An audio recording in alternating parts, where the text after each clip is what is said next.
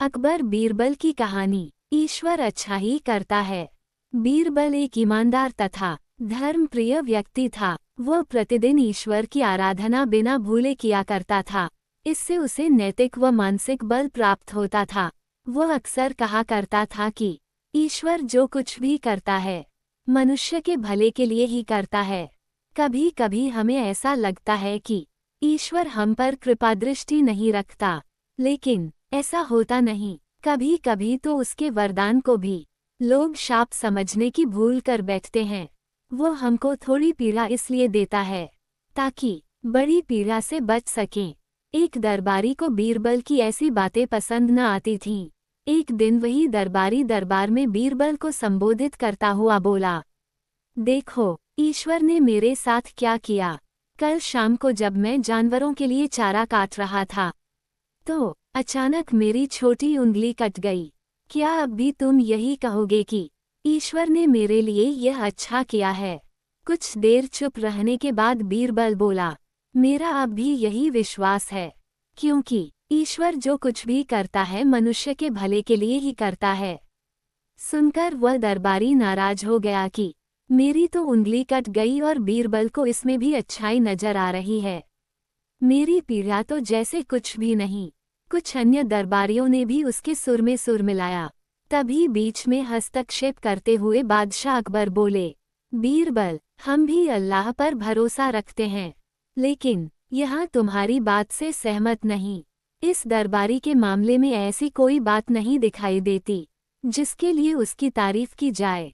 बीरबल मुस्कराता हुआ बोला, ठीक है जहाँ पनाह, समय ही बताएगा। अब 3 महीने बीत चुके थे। वह दरबारी जिसकी उंगली कट गई थी घने जंगल में शिकार खेलने निकला हुआ था। एक हिरन का पीछा करते वह भटककर आदिवासियों के हाथों में जा पड़ा। वे आदिवासी अपने देवता को प्रसन्न करने के लिए मानव बलि में विश्वास रखते थे, अतः वे उस दरबारी को पकड़कर मंदिर में ले गए बलि चढ़ाने के लिए। लेकिन जब पुजारी ने उसके शरीर का निरीक्षण किया तो हाथ की एक उंगली कम पाई। नहीं नहीं, इस आदमी की बलि नहीं दी जा सकती। मंदिर का पुजारी बोला, यदि 9 उंगलियों वाले इस आदमी को बलि चढ़ा दिया गया तो हमारे देवता बजाय प्रसन्न होने के क्रोधित हो जाएंगे। अधूरी बलि उन्हें पसंद नहीं। हमें महामारियों, बाढ़ या सूखे का प्रकोप झेलना पड़ सकता है, इसलिए इसे छोड़ देना ही ठीक होगा। और उस दरबारी को मुक्त कर दिया गया। अगले दिन वह दरबारी दरबार में बीरबल के पास आकर रोने लगा। तभी बादशाह भी दरबार में आ पहुंचे और उस दरबारी को बीरबल के सामने रोता देखकर हैरान रह गए। तुम्हें क्या हुआ, रो क्यों रहे हो? अकबर ने सवाल किया। जवाब में उस दरबारी ने अपनी आप बीती विस्तार से कह सुनाई। वह बोला, अब मुझे विश्वास हो गया है कि ईश्वर जो कुछ भी करता है मनुष्य के भले के लिए ही करता है। यदि मेरी उंगली न कटी होती तो निश्चित ही आदिवासी मेरी बलि चढ़ा देते। इसलिए मैं रो रहा हूँ, लेकिन ये आंसू खुशी के हैं। मैं खुश हूँ क्योंकि मैं जिंदा हूँ। बीरबल के ईश्वर पर विश्वास को संदेह की दृष्टि से देखना मेरी भूल थी।